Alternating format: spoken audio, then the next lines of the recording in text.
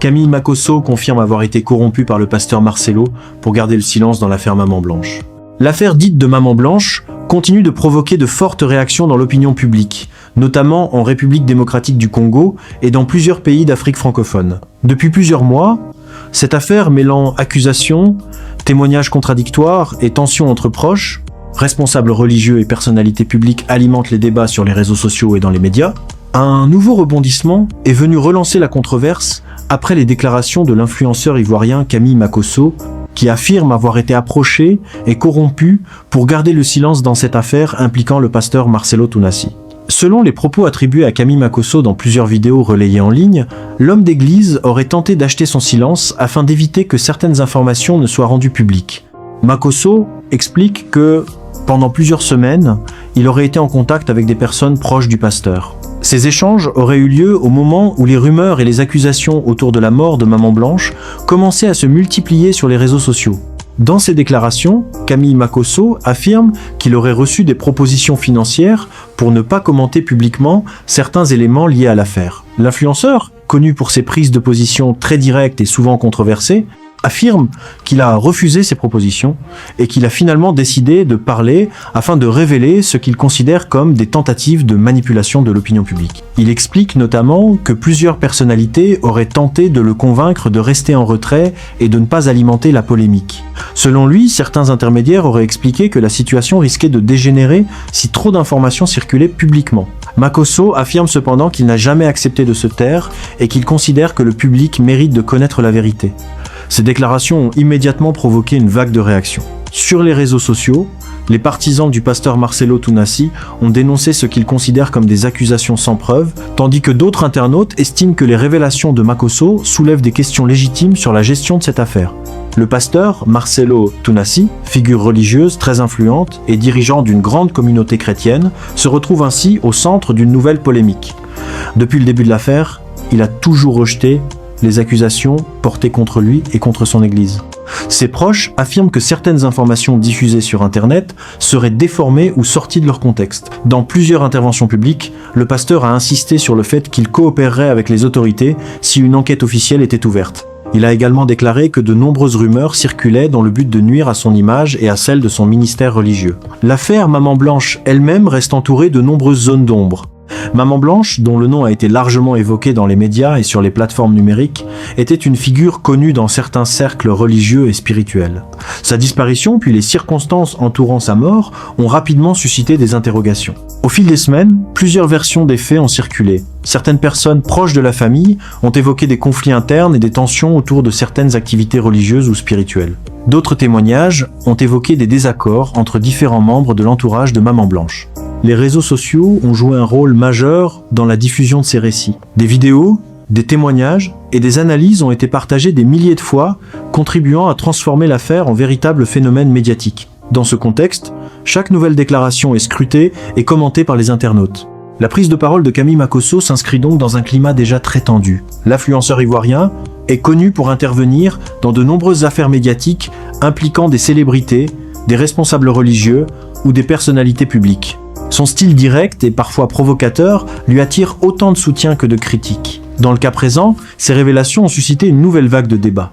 Certains observateurs estiment que ces accusations devraient faire l'objet d'une enquête afin de vérifier leur véracité. D'autres considèrent au contraire que cette affaire est avant tout alimentée par les rivalités entre influenceurs et par la dynamique des réseaux sociaux. Plusieurs analystes des médias africains soulignent que la viralité de ce type d'affaires s'explique par la combinaison de plusieurs facteurs.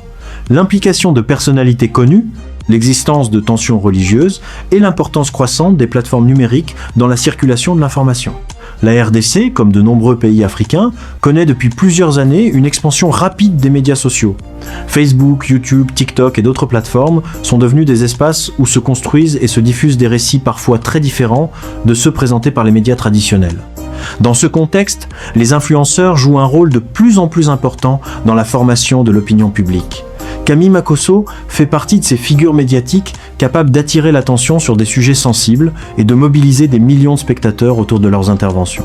Ces déclarations sur l'affaire Maman Blanche ont ainsi été largement relayées, non seulement en Côte d'Ivoire et en RDC, mais aussi dans plusieurs pays d'Afrique francophone et au sein de la diaspora africaine. Cependant, certains spécialistes de la communication mettent en garde contre les risques de désinformation liés à la diffusion rapide de contenus non vérifiés.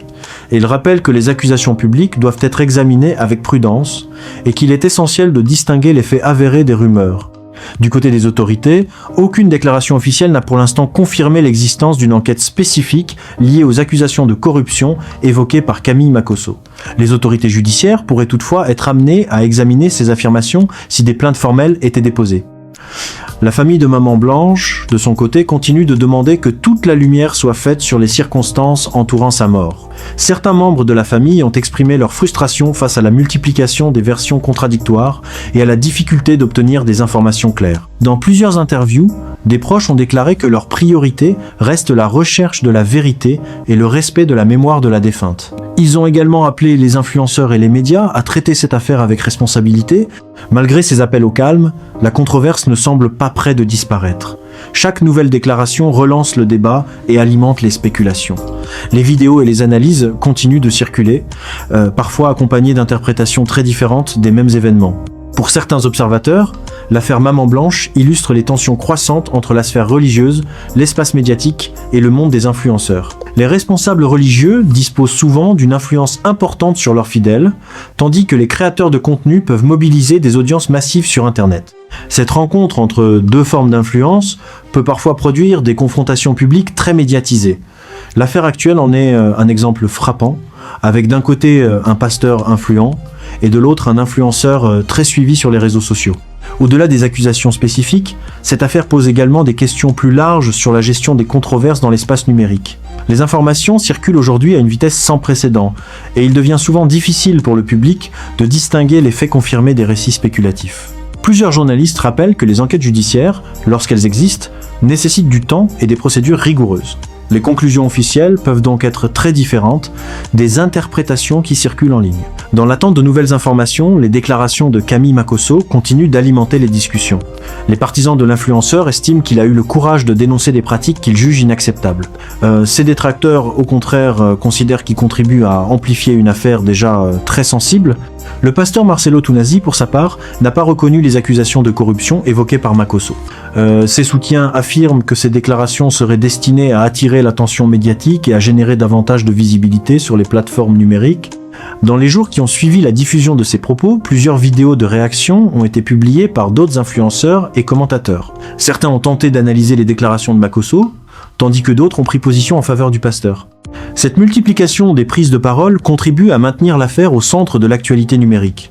Chaque intervention est commentée, analysée et parfois contestée par les internautes. Dans un environnement médiatique où la compétition pour l'attention du public est très forte, les controverses deviennent souvent des sujets particulièrement viraux.